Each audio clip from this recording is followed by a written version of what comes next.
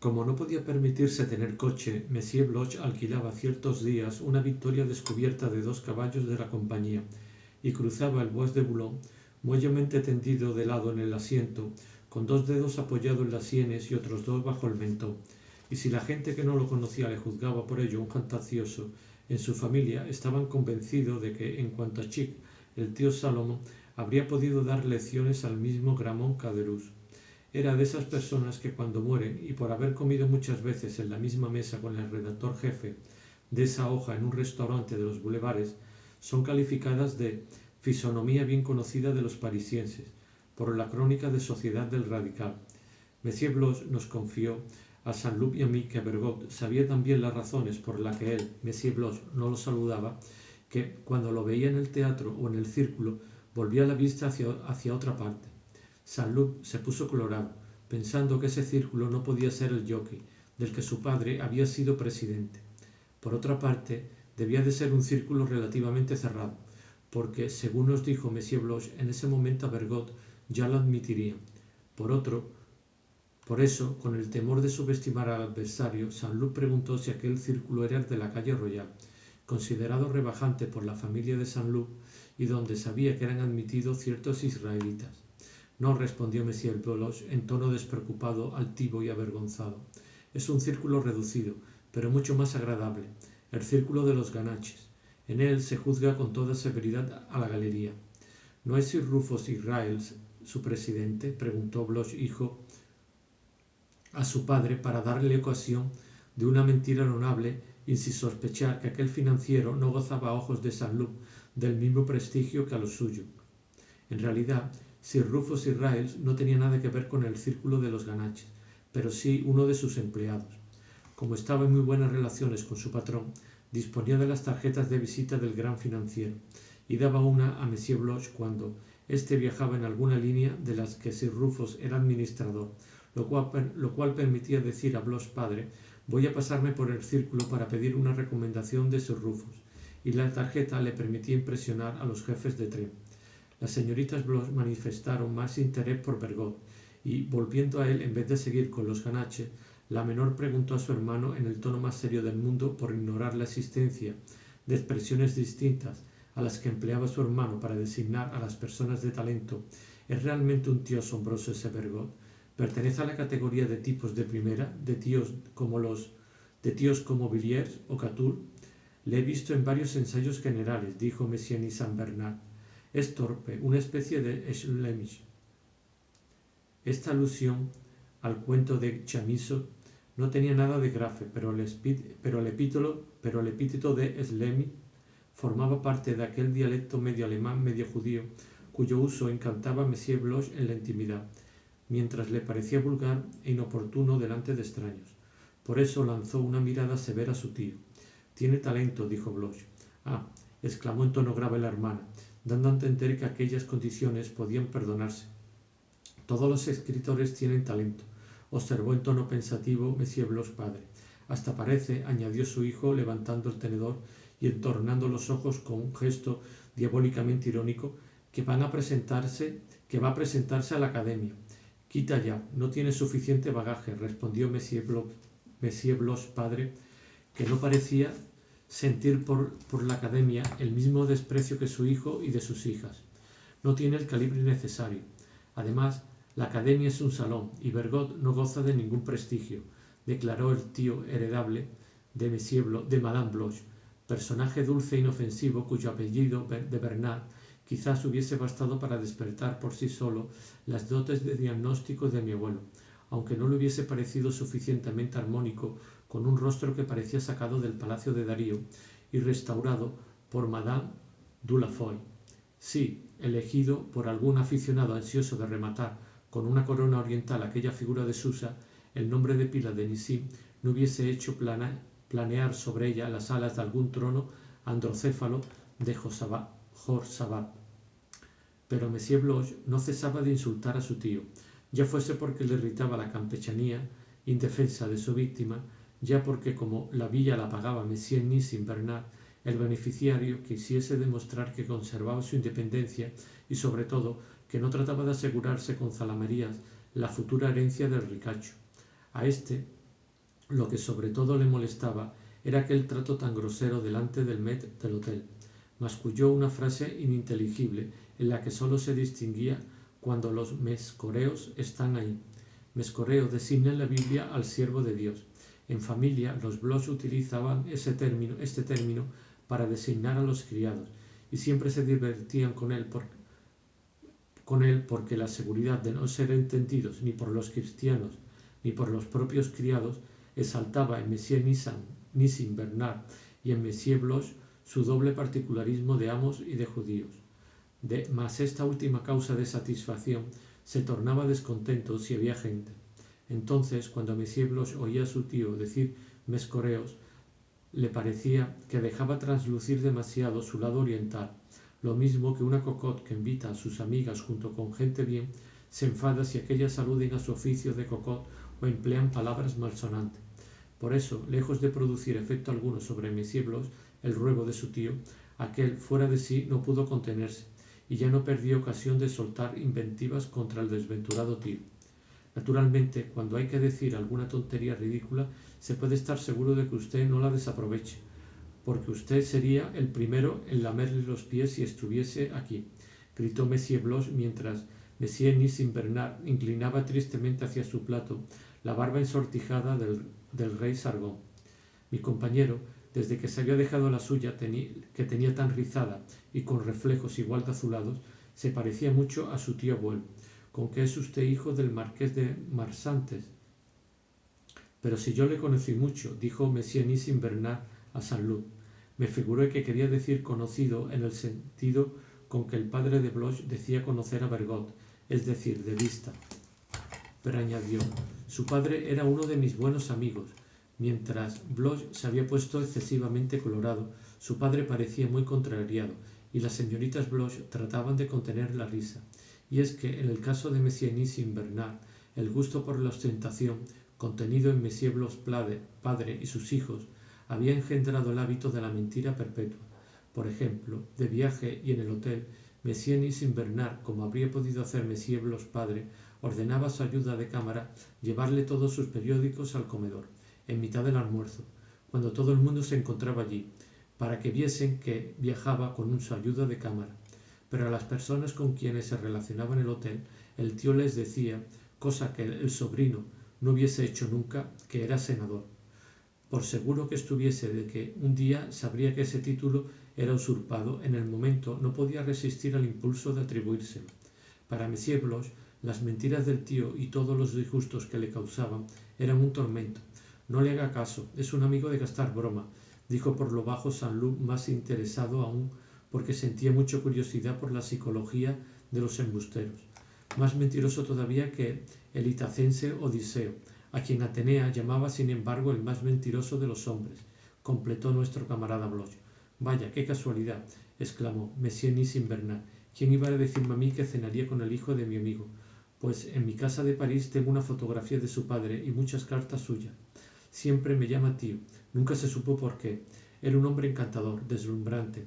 Recuerdo una cena en mi casa en Niza donde también estaba Sardou, Labiche, Augier, Molière, Racine, Corneille, continuó irónico Monsieur Bloch padre, cuyo hijo remató la enumeración añadiendo Plauto, Meneandro, Calidasa. Ofendido, Monsieur Nissim Bernard interrumpió bruscamente su relato y, privándose ascéticamente de un gran placer, permaneció mudo hasta el final de la cena. Saint-Loup, el de broncíneo casco, dijo Bloch, sírvase un poco más de este pato de muslos pingües de grasa sobre los que ha derramado el ilustre inmolador de ave numerosas libaciones de vino tinto.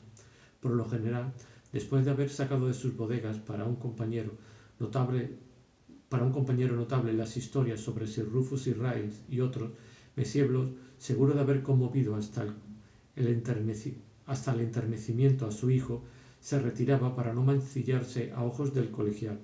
Sin embargo, en ocasiones de capital importancia, por ejemplo cuando su hijo pasó el examen de oposición, Monsieur Bloch añadía a la serie habitual de anécdotas esta reflexión irónica que solía reservar para sus amigos personales y que dedicó a los de Bloch hijo, con gran orgullo por parte de este. El gobierno ha estado imperdonable, no ha consultado con Monsieur Coquelin. Monsieur Colin ha hecho saber que estaba descontento. El señor Bloch presumía de ser reaccionario y despreciaba a las gentes de teatro.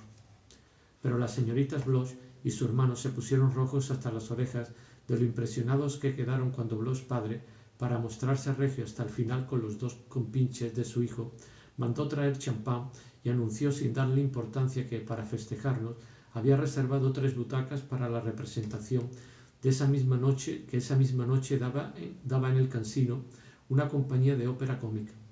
Lamentaba no haber podido conseguir un palco.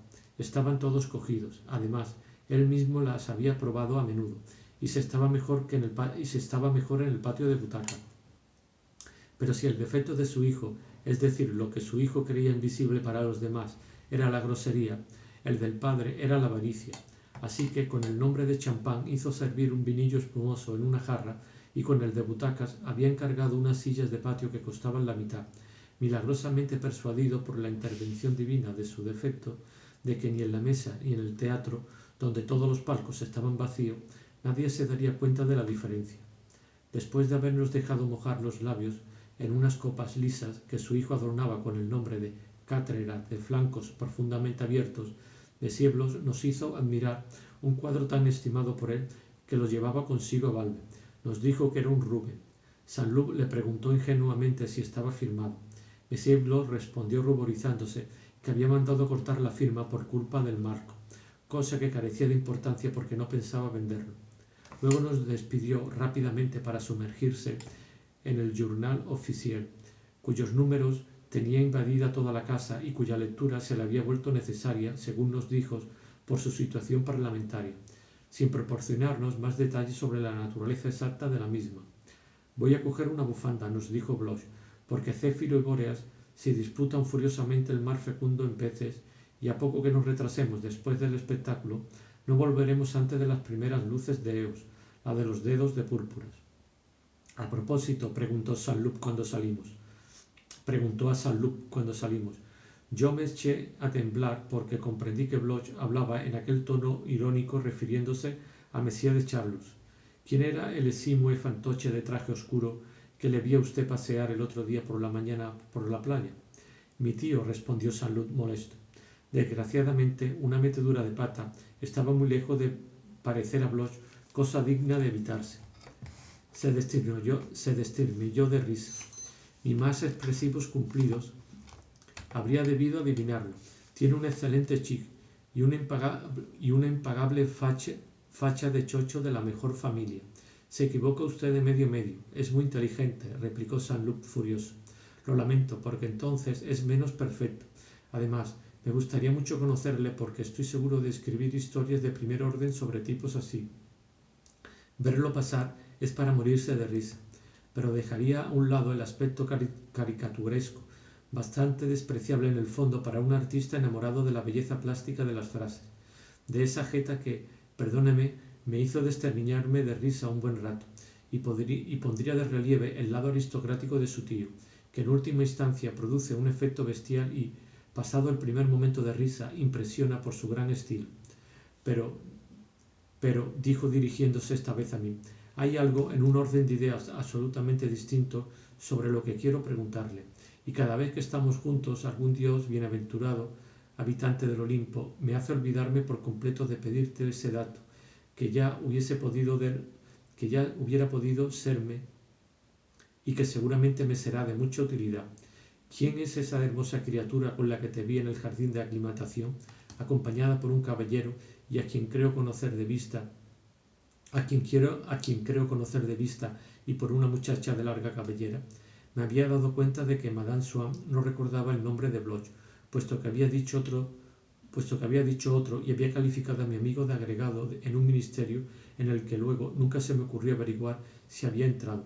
Pero ¿cómo era posible que Bloch ignorase su nombre si, por lo que entonces ella me había dicho, se lo habían presentado? Estaba tan atónito que permanecí un instante sin contestar. En cualquier caso, mis cumplidos más expresivos, me dijo. No has debido de aburrirte con ella. Yo la había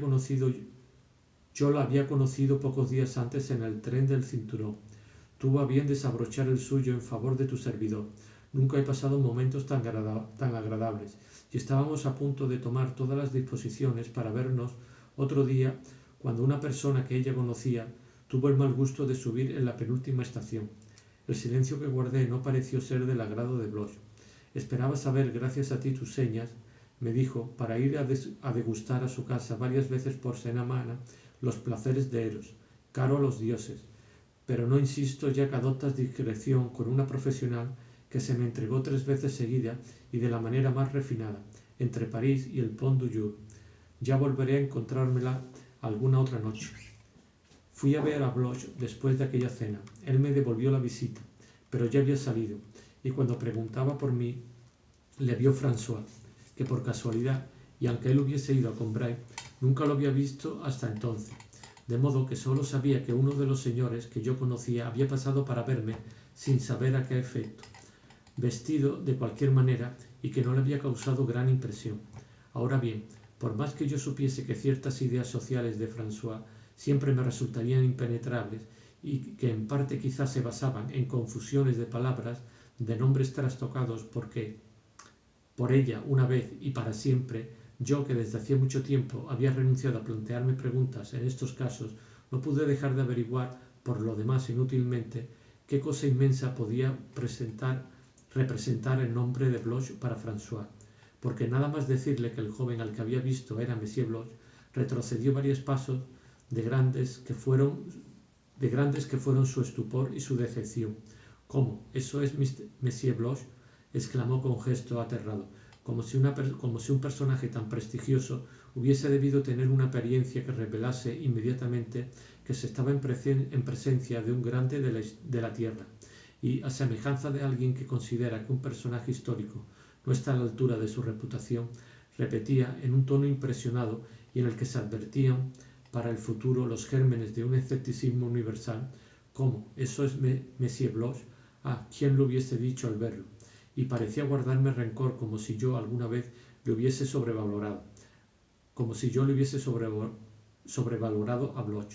Sin embargo, tuvo la bondad de añadir, bueno, por más Monsieur Bloch que sea, el señor bien puede decir que no es menos que él. Respecto a Saint-Loup, a quien adoraba, pronto sufrió François una desilusión de otra clase y de menor duración. Se enteró de que era republicano. Ahora bien, aunque había hablado, por ejemplo, de la reina de Portugal, aunque hablando, por ejemplo, de la reina de Portugal, dijese con esa falta de respeto que entre la gente de pueblo es el respeto supremo, Amelia, la hermana de Felipe, François era monárquica, pero sobre todo que un marqués que la había deslumbrado fuese partidario de la República le parecía inconcebible. La ponía de tan mal humor como si le hubiese regalado una cajita y creyéndola de oro me hubiese dado las gracias con efusión, para luego enterarse por un joyero de que solo estaba chapada. Se apresuró a retirar su estima a Saint-Loup, pero no tardó en devolvérsela, tras haber reflexionado que, siendo el marqués de Saint-Loup, no podía ser republicano, que se limitaba a fingir por interés, porque con el gobierno que teníamos eso podía convenirle. Cesaron desde ese momento su frialdad hacia él y su despecho conmigo, y cuando hablaba de Saint-Loup decía, es un hipócrita, con una sonrisa amplia y benévola que permitía comprender que de nuevo le consideraba tanto como el primer día y que le había perdonado. Pero la sinceridad y el desinterés de Saint-Loup eran por el contrario absolutos, y era esa misma gran pureza moral la que, no pudiendo quedar plenamente satisfecha en un sentimiento egoísta como el amor, no hallando en él por otro lado la imposibilidad que para mí, por ejemplo, existía de encontrar su alimento espiritual en otra parte que en uno mismo, lo volvía realmente capaz, tanto como a mí incapaz, de amistad. No se equivocaba menos François sobre Saint-Loup cuando decía que daba la impresión de no despreciar al pueblo, pero que no era cierto, y que bastaba con verle cuando montaba en cólera con su cochero. En efecto, en alguna ocasión Robert le había reñido con cierta dureza, que en su caso indicaba menos sentimientos de diferencia que de igualdad entre las clases, pero me contestó en respuesta a mis reproches por haber tratado con alguna dureza aquel cochero. ¿Por qué tengo que fingir y hablarle con cortesía? ¿No es mi igual? ¿No está tan cerca de mí como mis tíos o mis primos? Se diría que, en opinión de usted, debería tratarlo con miramientos, como a un inferior. Habla usted como un aristócrata, añadió desdeñoso.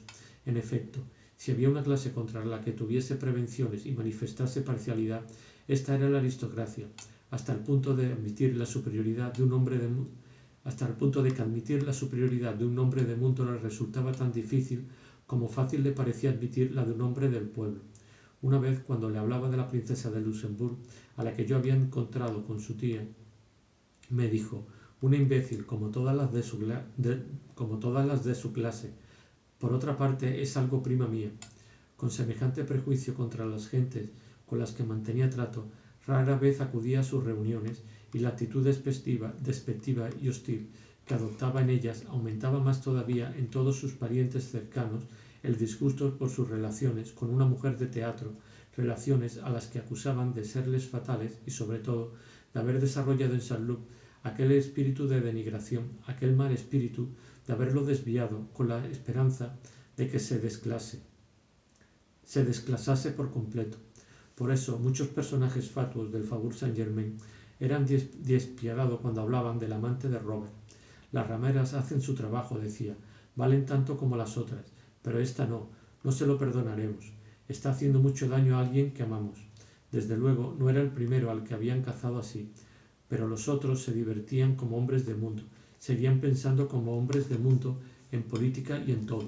Él, en cambio, según su familia, estaba agriado. No se daba cuenta de que para muchos jóvenes del mundo, que de otro modo seguirían siendo incultos de espíritu, toscos en sus amistades, sin gusto ni finura, es con mucha frecuencia su querida la que resulta su verdadero maestro, y las relaciones de este tipo la única escuela de moral que los inician en una cultura superior, y la que aprenden el valor de los conocimientos desinteresados. Hasta entre el bajo pueblo, que desde el punto de vista de la grosería se parece muchas veces al gran mundo, la mujer más sensible, más fina, más ociosa, manifiesta curiosidad por ciertas delicadezas, respeta algunos atractivos del sentimiento y del arte que, incluso sin comprenderlos, sitúa sin embargo por encima de lo que más codiciable parecía en el hombre, el dinero, la posición.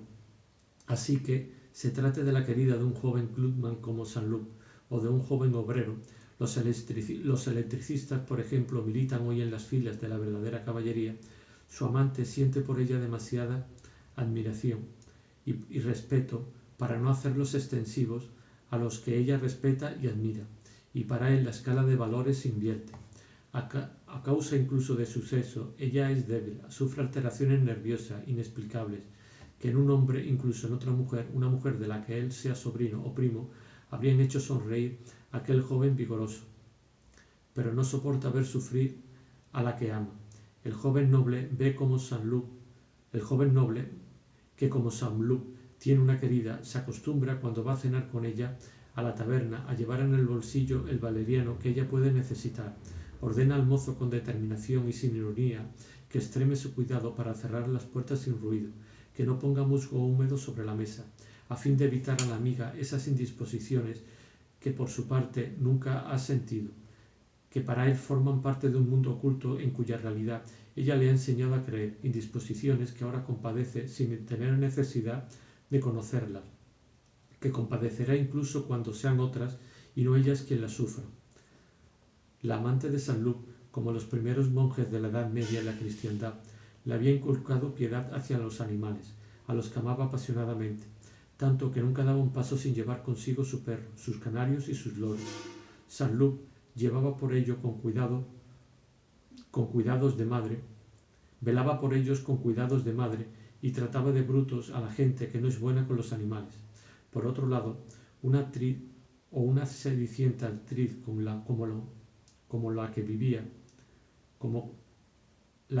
con él, fuese inteligente o no, cosa que yo ignoraba, haciendo que le resultase tedioso el trato con las mujeres de la buena sociedad y considerando un deber ingrato la obligación de ir a una velada, la había preservado del esnobismo y curado de la frivolidad.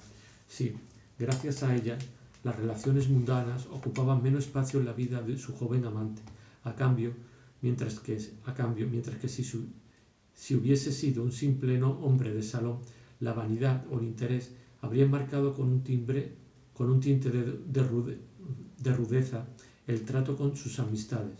Su querida le había enseñado a tratarlas con nobleza y refinamiento, con su instinto de mujer y apreciando en los hombres, sobre todo, ciertas cualidades de sensibilidad que, de no ser por ella, su amante tal vez hubiese aprendido mal o tomado a broma. No había tardado en distinguir entre los amigos de Saint-Loup al que sentía por él un verdadero afecto, y en preferirlo. Sabía obligar a su amante a sentir gratitud hacia ese amigo, a demostrársela, a fijarse en las cosas que lo agradaban, en las que lo entristecían, y al cabo de poco tiempo Saint-Loup, sin que ella tuviese ya que advertírselo, empezó a preocuparse de todo esto, y en Balbe, donde ella no estaba, por mí, a quien ella nunca había visto y de quien él quizá ni siquiera aún le había hablado en sus cartas, por propio impulso cerraba la ventanilla del coche en que yo estaba, se llevaba las flores que me hacían sentirme mal, y cuando tuvo que despedirse de varias personas a la vez, al marcharse se las arregló para decirles adiós un poco antes, y quedarse a solas y en último lugar conmigo, para marcar una diferencia entre ellas y yo, y para tratarme de forma distinta que a los demás. Su amante había abierto su mente a lo invisible, había infundido seriedad a su vida y delicadeza en su corazón, pero todo esto se le escapaba a una familia que, desolada, repetía: esa mala pécora acabará matándolo, y mientras tanto lo deshonra. Cierto es que había terminado de sacar de ella todo el bien que podía hacerle, y ahora aquella mujer solo era causa de un sufrimiento incesante, porque había empezado a detestarle y lo torturaba. Un buen día había empezado a encontrarlo necio y ridículo, porque así se lo habían asegurado los amigos que tenía entre los jóvenes autores y actores. Y a su vez repetía lo que le había dicho con esa pasión, esa falta de absoluta de reserva que siempre demostramos cuando proviene de fuera y adoptamos opiniones y costumbres que hasta ese momento ignorábamos por completo. Como aquellos cómicos proclamaban que entre ella y Saint-Loup había un abismo infranqueable, porque eran de otra raza, porque ella era una intelectual mientras él, aunque pretendía serlo, era de nacimiento un enemigo de la inteligencia. Este punto de vista le parecía profundo y trataba de verificarlo en las palabras más insignificantes, en los mínimos gestos de su amante. Pero cuando los mismos amigos lo vieron convencido, además de que en una compañía tan poco apropiada para ella estaba destruyendo las grandes esperanzas que, según decían, había suscitado, que su amante terminaría influyendo en ellas, sobre ella, que viviendo con él comprometía su futuro de artista, a su desprecio por Saint-Loup se añadió el mismo odio que si él se hubiese empeñado en querer inocularle una enfermedad mortal. Le veía lo menos posible, porque seguía aplazando el momento de una rotura definitiva, que a mí me parecía muy poco verosímil. Saint-Loup hacía por ella tales sacrificios que, a menos que fuese fascinante, porque él nunca había querido enseñarme su fotografía diciéndome: en primer lugar, no es una belleza, y además porque no sale bien en las fotos, son instantáneas que yo mismo he hecho con mi cola, y le daría a usted una idea falsa. Parecía difícil que encontrase otro hombre dispuesto a hacerlo similares. No pensaba yo que cierta manía por hacerse un nombre, incluso cuando no se tiene talento, que la simple estima privada de personas que os inspiran respeto puedan ser, incluso para una pequeña cocó, tal vez no fuera este el caso del amante de Saint-Loup, motivos más determinantes que el placer mismo de ganar dinero. Saint-Loup, que, sin comprender bien lo que pasaba por la cabeza de su amante, no la creía del todo sincera, ni en los reproches injustos ni en las promesas de amor eterno. Tenía, sin embargo, a ratos la sensación de que en cuanto pudiese rompería con él, y por eso, movido sin duda por el instinto de conservación de su amor, más clarividente acaso de lo que era el propio Saint-Loup, empleando además un espíritu práctico que en él se conciliaba con los arrebatos más grandes y más ciegos del corazón, se había negado a dotarla de un capital, y aunque había pedido prestada una enorme cantidad de dinero para que no le faltase nada, no se lo iba entregando sino día a día, y sin duda, en el caso de que realmente hubiese pensado en dejarle, tendría que esperar fríamente a reunir su hucha, lo cual, con las sumas que Saint-Loup le daba, exigiría desde luego un tiempo muy breve, pero al fin y al cabo un tiempo concedido como suplemento para prolongar la felicidad de mi nuevo amigo, o su desgracia.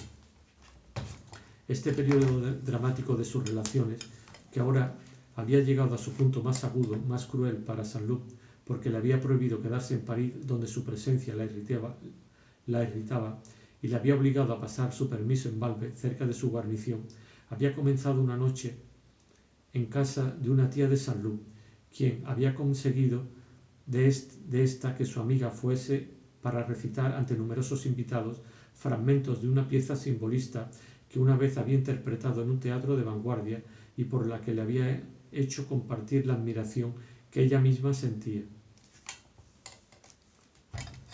Pero cuando había aparecido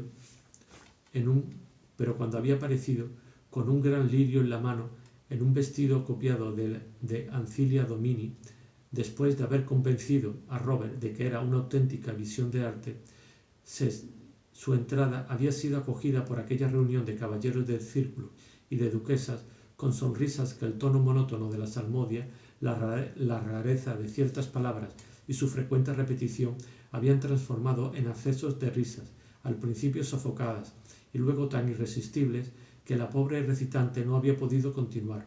Al día siguiente, la tía de Saint-Loup había sido unánimemente censurada por haber permitido aparecer en su casa a una artista tan grotesca. Un duque muy conocido no le ocultó que sólo debía culparse a sí misma de aquellas críticas. Además, ¿qué demonios? A nosotros se nos sacan números de esta fuerza. No se nos sacan números de esta fuerza. Si por lo menos esa mujer tuviese talento, pero ni lo tiene ni lo tendrá, ni tendrá nunca ninguno.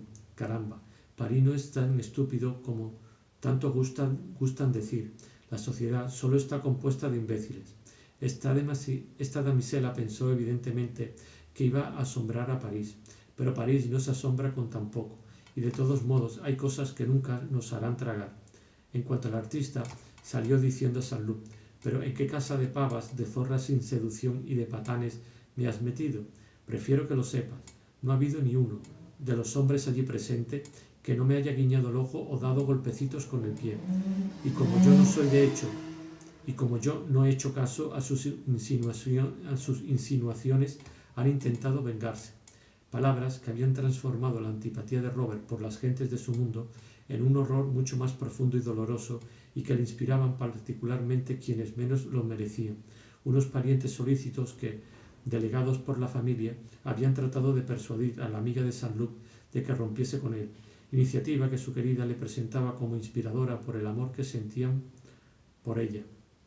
Aunque hubiese dejado de tratarlos inmediatamente, Robert pensaba que cuando se encontraba lejos de su amiga como ahora, que ellos u otros lo aprovechaban para volver a la carga y tal vez habían logrado sus favores, y cuando hablaba de los vividores que engañan a sus amigos, intentan corromper a las mujeres, tratan de llevarlas a casas de cita, su rostro respiraba sufrimiento y odio.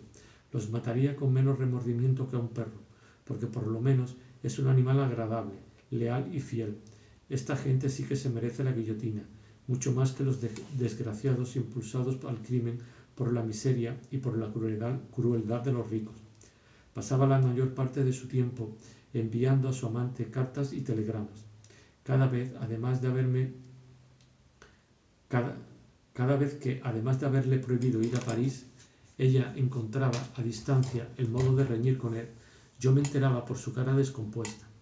Como su querida no le decía nunca lo que tenía que reprocharle, suponiendo que acaso, si no se lo decía, era porque tampoco ella lo sabía, y porque simplemente estaba harta de él, Saint-Loup habría querido, sin embargo, tener unas explicaciones y le escribía: «Dime que he hecho mal, estoy dispuesto a reconocer mis errores», porque la pena que sentía acababa por convencerle de que había obrado mal. Mas ella le hacía esperar indefinidamente unas respuestas que, además, carecían de sentido. Así que casi siempre era con la frente fruncida como yo veía a Saint-Loup volver, y muchas veces con las manos vacías de correos, a donde el único, junto con François, de todo el hotel, iba a buscar o a llevar en persona sus cartas, él por impaciencia de enamorado, ella por desconfianza de criada. Los telegramas le obligaban a una caminata mucho mayor. Cuando unos días después de la cena, en casa de los Bloch, la abuela me dijo con aire satisfecho que Saint-Loup acababa de preguntarle si, antes de que él se fuese de Balbec, no querría que la retratase, y cuando vi que para esto se había puesto su toilette más elegante y dudaba entre distintos peinados, sentí cierta irritación ante aquella niñería que tanto me asombraba en ella. Llegué incluso a preguntarme si no estaría yo equivocado sobre la abuela, si no la ponía a demasiada altura, si estaba tan distante como siempre había creído yo de lo que le concernía a su persona, si no tenía lo que más ajeno me parecía a ella, coquetería. Por desgracia, este desagrado que me producía aquel proyecto de sesión fotográfica y sobre todo la satisfacción que la abuela parecía inspirarle, lo dejé traslucir con suficiente claridad como para que François se diese cuenta e involuntariamente se apresurase a incrementarlo echándome un discurso sentimental y emotivo al que no quise parecer que me ardería. Oh Señor, a esta pobre señora que ha de alegrarse tanto de que la retrate, y que incluso va a ponerse el sombrero que su vieja François le ha arreglado. Hay que dejar que lo haga, Señor. Me convencí de que no era crueldad de mi parte burlarme de la sensibilidad de François, recordando que a mi madre y mi abuela, mis modelos en todo, también lo hacían a menudo. Pero la abuela, dándose cuenta de que parecía enfadado, me dijo que si aquella sesión de pose podía contrariarme, renunciaría. No quise, le aseguré que no veía el menor inconveniente, y la dejé arreglarse, mas creí dar muestras de penetración y de fuerza, diciéndole unas cuantas frases irónicas e hirientes destinadas a neutralizar el placer que parecía encontrar en el hecho de ser fotografiada. De modo que si fui obligado a ver el magnífico sombrero de la abuela, al menos logré que desapareciese de su semblante aquella expresión gozosa que habría debido hacerme feliz y que, como con tanta frecuencia ocurre mientras todavía están vivas las criaturas que más queremos, nos parece la exasperante manifestación de un defecto mezquino antes que la forma preciosa de la felicidad que tanto desearíamos procurarles. Mi mal humor provenía sobre todo de que aquella semana la abuela me había dado la impresión de rehuirme y de que no había podido tenerla ni un instante para mí, ni de día ni de noche. Cuando por la tarde volvía para estar un rato a solas con ella, me decía que no estaba o estaba encerrada con François para celebrar largos conciliábulos que no me estaba permitido interrumpir, y cuando después de haber pasado fuera la velada con Saint-Loup, pensaba durante el trayecto de vuelta en el instante en que iba a poder encontrarla y abrazarla. Por más que esperaba que diese en el tabique los habituales golpecitos para decirme que entrase a darle las buenas noches, no oía nada. Acababa acostándome algo enfadado con la abuela porque me privaba, con una indiferencia tan nueva de su parte, de una alegría con la que tanto había contado, y seguía, con el corazón palpitante como cuando era niño, escuchando por la pared que permanecía muda, y terminaba durmiéndome llorando. Aquel día, como los precedentes, Saint-Loup se había visto obligado a ir a Doncières, donde, en espera de que volviese de manera definitiva, ahora siempre tendría necesidad